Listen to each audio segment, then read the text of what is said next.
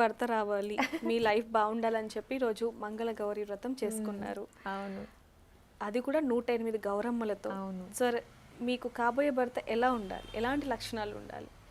ఆ, ఇప్పుడు చెప్తే అని శివయ్య లాంటి భర్త, శివయ్య లాంటి భర్త అంటే అందరూ శివుడు మరి అలా కదా ఇలా కదా అని అంటే, నేనేం చెప్తున్నాను, శివయ్య లాంటి భర్త అంటే క్వాలిటీస్. శివుడు అంటే మామూలుడా, బైరాగా, అసలు సృష్టి ఆయన అంటే మన మన మానవులలో ఒక పర్సన్ ఎలా ఉండాలి, ఆడపిల్లకి కొంచెం మర్యాద ఇవ్వాలి, ఒక రెస్పెక్ట్.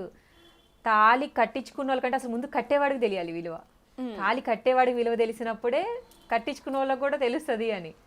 అంటే ఇది విమర్శించడానికి కాదు, నేను కొంతమందిని చూశాను అనమాట.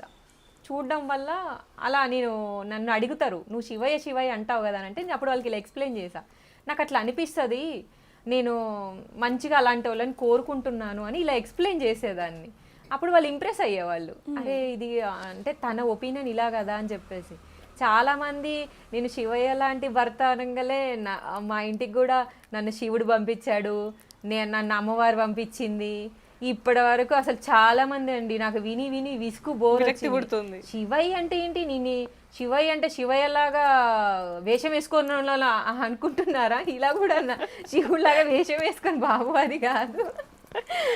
మీరు శివయ్య క్వాలిటీస్ గురించి చెప్తే వాళ్ళేమో శివుడు వేషం వేసుకొని మీ ఇంటి ముందుకు వచ్చి శివయ్య లాగా అంటే శివుడు లాగా నువ్వు పూజలు చేయాలని నేను చెప్పలా. పూజలు చేసేవాడు కాదు నేను కోరుకున్నది, క్వాలిటీస్. అంటే సో ఇప్పుడు ఈ వీడియో చూసి కూడా ఎవరో ఒకరు రేపు పొద్దున ఒక వేషం వేసుకొని వస్తారు, మీ ఇష్టం.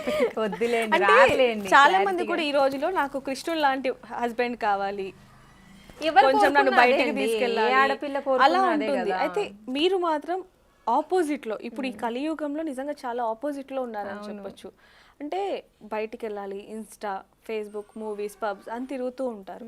కానీ మీరు అలా కాకుండా దేవుడికి అంటే రెండు ఈక్వల్ చేస్తున్నారు మీ లైఫ్ లో. కానీ ఇప్పుడున్న ఈ కలియుగంలో ఇది పెద్ద ఇష్యూ, అంటే ఒక పెద్ద సర్ప్రైజ్ అయిపోయింది, మిస్మరైజ్ చేస్తున్నారు మీరు. అంటే ఇప్పుడున్న కలియుగంలో ఈ ట్రెండ్ లో డిఫరెంట్ అయింది. సో ఏం చెప్తారు దానికి సంబంధించి మీరు? సంప్రదాయం, తెలుగు అమ్మాయి ట్రెడిషనల్ అనడం నాకు చాలా ఇష్టం అనమాట. మన కట్టు బొట్టు, మన భారతీయ సంస్కృతి, మన అంటే వెనుక నుంచి వచ్చిన ఆచారాలు చాలా వరకు అవి సంతోషాన్ని ఇచ్చేవని మన పెద్దవాళ్ళు చెప్తూ ఉంటారు కదా, అవన్నీ మరుగున పడిపోయాయి. నాకు చాలా ఇంట్రెస్ట్. ఒక తెలుగు అమ్మాయి, మన తెలుగు వాళ్ళం, మన సంస్కృతి సంప్రదాయం చాలా మరుగైపోతుంది. నాకు అది ఇంట్రెస్ట్ కాబట్టి నా నుంచి నేను అనుకోకుండా బయటకు వచ్చాను. అది నేను ఇంకా లేదు, ఇలా బాగుంది, అందరూ నేర్చుకోవాలి, అంటే చూసి నేర్చుకోవాలి. అంటే అందరూ అలా అని కాదు, కొంతమంది కొంచెమైనా నేను చెప్పగలను ఏదైనా మెసేజ్ మన సంప్రదాయం గురించి అనేదే నా ఒపీనియన్ అండి. అంతకుమించి అయితే ఏం లేదు. కానీ సక్సెస్ అయితే అయింది. అది తెలుసు. కీర్తి ప్రశాంతి గారికి ఏ హీరో అంటే ఇష్టం? అంటే ఇప్పుడు వరకు ఏ దేవుడు ఇష్టం, ఎలాంటి పూజలు, ఇదంతా ఓకే. ప్రభాస్ అండి. ఏ సినిమా చూసారు రీసెంట్ గా? కల్కి. ఓకే. ఆ తర్వాత చూడలేదు. నా సలారు ఆ టైంలో అవన్నీ చూసేసాను, ఇంకా అంతే అనమాట. ఇప్పుడు వెయిటింగ్. ఇంకా అంటే నార్మల్ గా దేవుడి గురించి పక్కన పెడితే మీరు నార్మల్ గా ఏమి ఇష్టం, మీ హాబీస్ ఏంటి, అదంతా ఒకసారి. హాబీస్ అంటూ ఏం అంటే రేపు పొద్దున మీకు కాబోయే భర్త ఈ వీడియో చూసినప్పుడు సో ఏమి ఇష్టం మా ప్రశాంతికి, ఎలా ఉండాలి, ఏం తింటుంది ఇష్టంగా, ఫస్ట్ అంటే ఏం నచ్చదు అనేది కూడా తెలియాలి కదా.